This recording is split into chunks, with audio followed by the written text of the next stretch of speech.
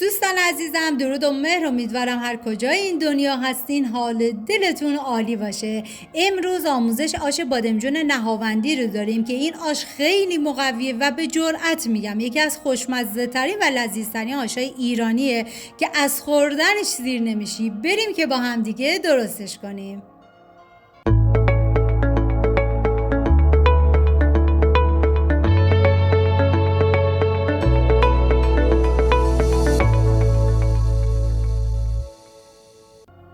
مواد لازم: بادمجان، سیر، پیاز، نخود، عدس، کشک، نعنا خشک و ادویه هم شامل نمک، فلفل سیاه، زردچوبه و پودر گشنیز هستش.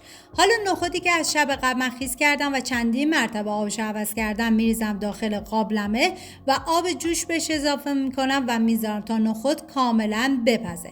ببینید برای هر نوع آشی سعی کنید که حتما حبوبات از شب قبل خیس بکنید و حالا عدس رو میریزم داخل قابلمه و آب بهش اضافه میکنم و میذارم تا عدسم کاملا بپزه.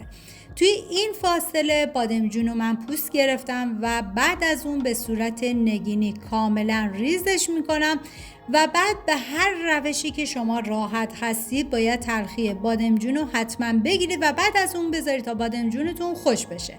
و پیازی که برای مرحله اول ما استفاده میکنیم پیاز رو کاملا ریزش میکنیم و همچنین سیرم کاملا ریز میکنیم و حالا ما این موادی که آماده کردیم و میذاریم کنار و داخل قابلمه‌ای من کره حیوانی ریختم و همیشه گفتم اگه براتون امکان داشت برای غذای سنتی از روغن کره حیوانی استفاده بکنید که عطر و طعمشو بی نهایت خوشمزه میکنه.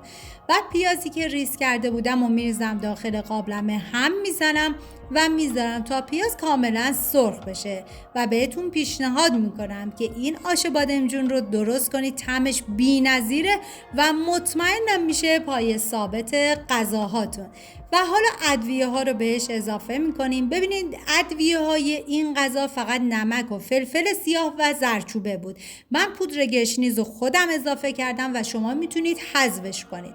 بعد از این که ادویه ها رو اضافه کردیم هم میزنیم و میذاریم تا ادویه ها تف بخورن و عطر ادویه ها آزاد بشه. و حالا سیری که ریز کرده بودیم و به پیاز اضافه میکنیم و هم میزنیم و میذاریم تا سیرم یه تفت خیلی مختصری بخوره.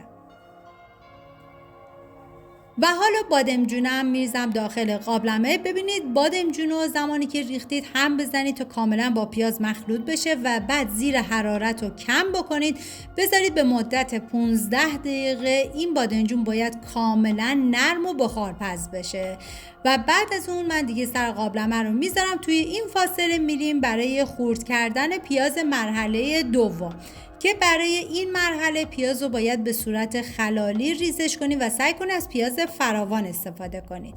و حالا دیگه اینجا بادمجون کاملا حالت بخارپز و نرم شده و کاملا هم سرخ شده. هم میزنم. واقعا من هرچه از عطر و طعم این آش براتون بگم کمه. و حالا حبوباتی که گذاشتیم جدا پخت و به بادمجون اضافه میکنیم. واقعا دم نهاوندیه عزیزمون گرم با این آش فوق‌العاده خوشمزه شد. و یه هم میزنم تا همه مواد با هم دیگه مخلوط بشن. و حالا آب بهش اضافه میکنم و میذارم به مدت نیم ساعت تا این مواد با هم دیگه کاملا بپزن و جا بیفتن. ببینید تو رسیپی جدیدش الان مردم نهاوند گوشت چرخ کرده رو سرخ میکنن و یا به آش اضافه میکنن یا برای تزیین روش ازش استفاده میکنن. این دیگه کاملا سلیقه‌ایه، ولی من از گوشت چرخ کرده به هیچ عنوان استفاده نکردم. حالا تو این فاصله من داخل تابه کره ریختم و پیازی که ریز کردم بهش اضافه میکنم. هم میزنم و میذارم تا پیاز کاملا سرخ بشه. ببینید تو رسیپی اصیل و قدیمیش گوشت چرخ کرده نبود، ولی امروزه این کار رو میکنن. هم میزنم تا پیازها کاملا زیر و رو بشن و بعد از اون ادویه ها رو بهش اضافه میکنم. ببینید مقداری از ادویه رو ما تو مرحله اول استفاده کرده بودیم و مقدار بعدیش رو توی این مرحله. و بعد از اون هم میزنم تا ادویه ها کاملا تف بخورن و عطر ادویه ها آزاد بشه.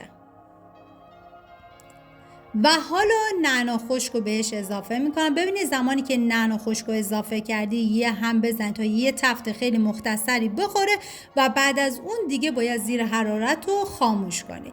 و حالا میریم سراغ آشمون که اینجا دیگه مواد کاملا جا افتاده، یعنی واقعا جای تک تک شما دوستان عزیز خالیه. حالا من پیاز داغی که درست کرده بودم به آش اضافه میکنم. واقعا تنوع آش تو ایران ما خیلی زیاده و یکی از یکی هم خوشمزه تره. و حالا یه هم میزنم تا پیاز داغ با همه مواد مخلوط بشه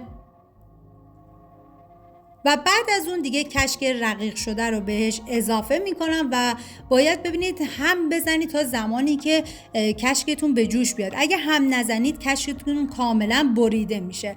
و بعد از اون دیگه من میذارم به مدت نیم ساعت با حرارت کم این آش جا بیفته.